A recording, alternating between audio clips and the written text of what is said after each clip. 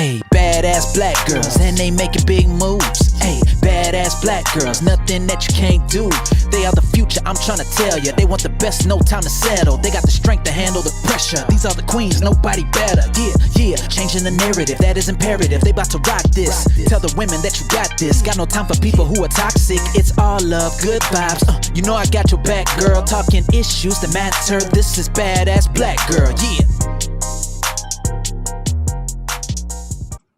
Hello, everyone, and welcome back to Badass Black Girl. My name is Nehemie, and we have Jasmine and the great Kalilah Wright with us. If you could introduce yourself to our audience.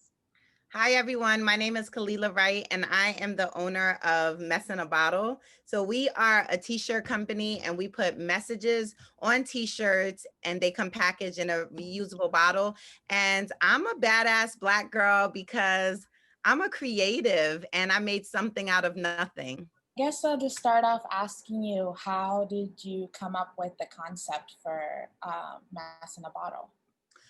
So I came up with the concept almost 5 years ago now in 2016. So I launched my company shortly after the Freddie Gray riots in Baltimore, Maryland. Freddie Gray, an African-American male, died while in police custody, and this prompted riots in my Baltimore City community. And I really wanted to have a message and a way of people, to be able to have a voice. So I wanted to give a voice to the voiceless. And my way of doing this was through an apparel brand and allowing people to wear their message, be able to say what they want to say without saying anything at all. So that's really how the concept came about. And there was an album by Chance the Rapper called Surf. And so this album had a message in a bottle on the cover, and it really inspired me to create and call my company Mess in a Bottle. That's really cool. As a business owner, what are the top 3 priorities that you have in your company? So as a business owner right now, the top 3 priorities are organization, commitment, really being consistent and committed. And lastly, really trying to give myself, grace, allowing myself, as we have so much going on, being able to honor how I feel and if I need a moment and things like that. So I think those are the top 3 things. I guess jumping off of that, what are some of the things that you do to take care of yourself, self-care and all of that? Mm-hmm. Set boundaries as well as real expectations and limitations. So being able to say no, and and if I can't do something in that moment, don't feel bad about it, even if you committed, said yes to it. I spent several years really pushing myself, and it can be good, but it can also be definitely stressful and hard on your health. So I'm at a place now where I'm almost 5 years into the game. And so I'm able to be a little bit more kind to myself by saying, if you can't do it, don't do it. And if it's something that I truly don't want to do, it's something that I say, unfortunately, it's not something that aligns with where we are as a brand and a company. So I think it's been really good to be selective about where I am as a business. Mm-hmm. I definitely agree with you, honoring yourself and taking care of yourself, because if you're not good, then the company won't be good as well, and your Correct. employees. So a question that I have for you is, what would you tell yourself when you were 3 days before college graduation? What would you tell yourself during that time to who you were then? So I would probably tell myself, you're not going to be an architect, and that's probably okay. I have a master's degree in architecture, and I really chased the career, and it was a lot of tears. I wasn't the ideal, typical, what an architect might look like to the industry of architecture, and so it made me feel very isolated.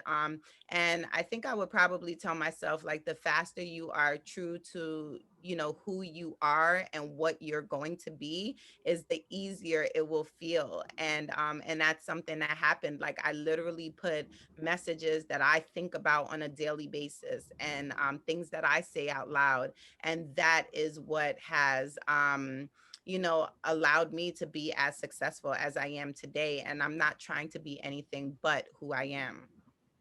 Mhm. Yeah, I was looking you up a little bit and I saw you move from a corporate job to kind of owning your own business. So, how did that process kind of work? So I was an architect for Under Armour, and it was I learned a lot at my 9 to 5. I think we all are not sure why we might be at a certain job, or sometimes people are at jobs that they may not really like. But I learned a lot about branding, marketing, working with different organizations from Under Armour. And so I really utilized the things that I learned while there to help, grow my brand.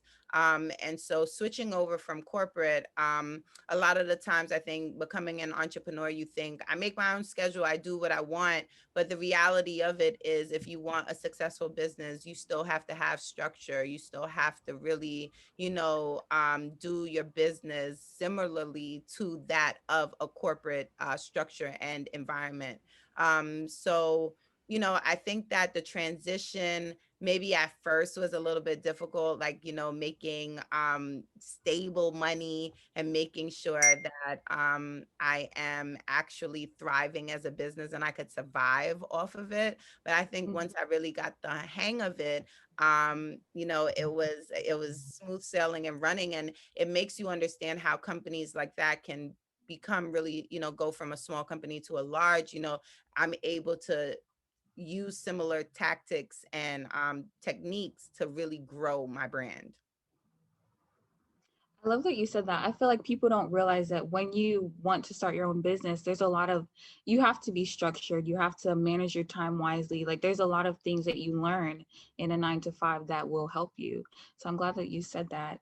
What's one of the things that you want to accomplish in this last month of 2020, basically? Um, I would like to um really just hit some major milestones and goals within my business.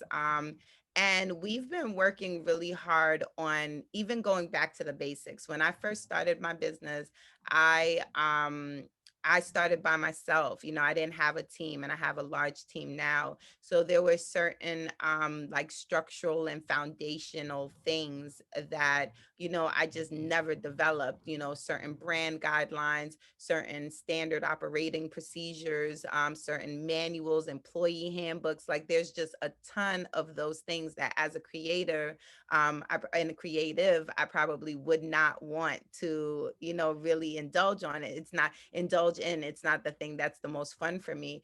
So I've been going back to the basics, and some of the things I had on my list this year of accomplishing were really, getting our foundation really secure and making sure that, if any difficult things would happen within the business, that it would not shift us. And so I've been really focused on the business and making sure like we are hitting target goals, and we are gearing up right now for a very successful Black Friday. Well, you had mentioned that you were inspired by your city in Baltimore, and then I know that you grew up in Brooklyn. How do those kind of like places and the cultures of those places influence what you make and what you create?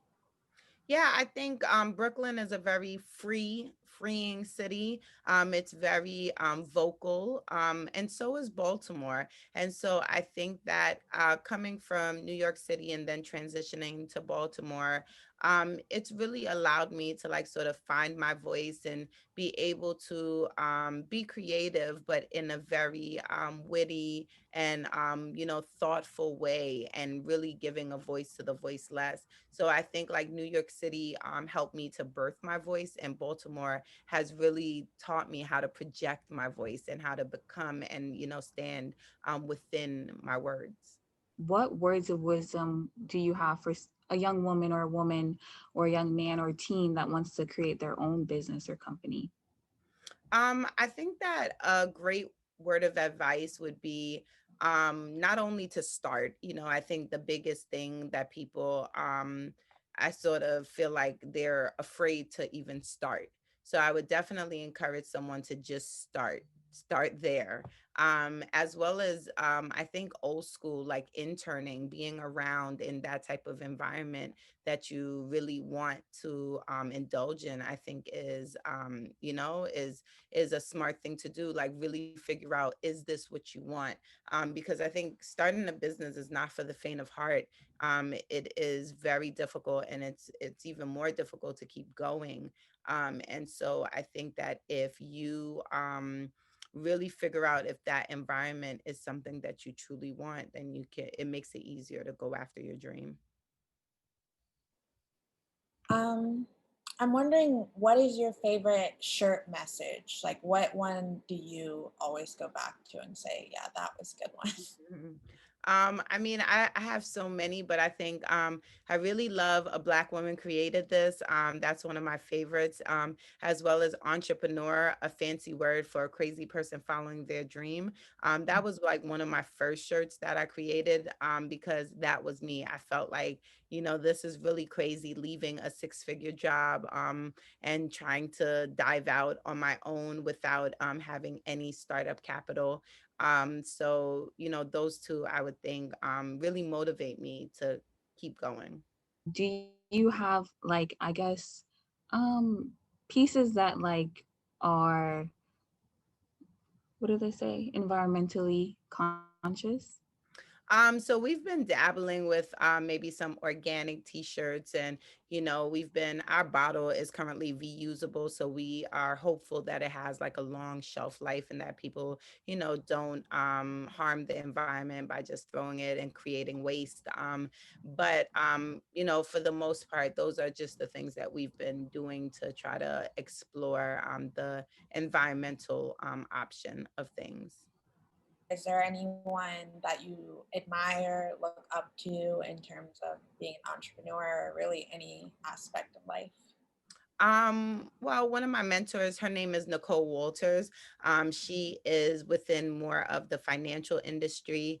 And I'm a big fan of Lovey, as well as Lena Waithe and Bazoma St. John. I think those are definitely Black women who have really rallied around me, and they are all business women in their own right, and they've definitely motivated me in many different ways to really keep my business going and thriving. Are there any future endeavors that you have for 2020 that you would like to give us a sneak peek into? Well, I think for 2021, we definitely will be in a major retailer next year at the top of the year, as well as we are currently, like I said, working on our Black Friday capsule collection, and that should be really good as well. So I'm very excited about what's to come. You kind of mentioned that the sayings just kind of come from yourself or what you see happening. Where, like, how does that come about? Like, where do you find these sayings? Really from everyday life. I think that it's really more messages and inspiration that, it just draws from things that are happening around me. Messing about it is from messages about love, life, career, current events, politics, even, so it's just really messages that they derive from things that are going on in our day to day. What will the next generation of Black female entrepreneurs look like?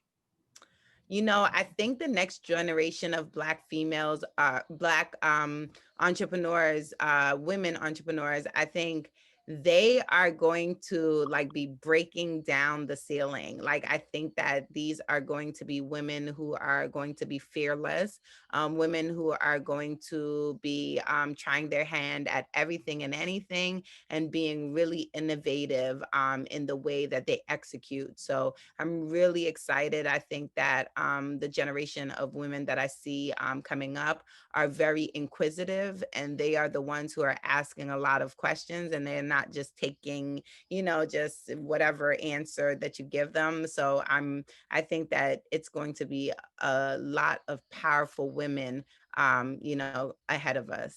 I did want to ask you if there was any like leaving remark that you wanted to give.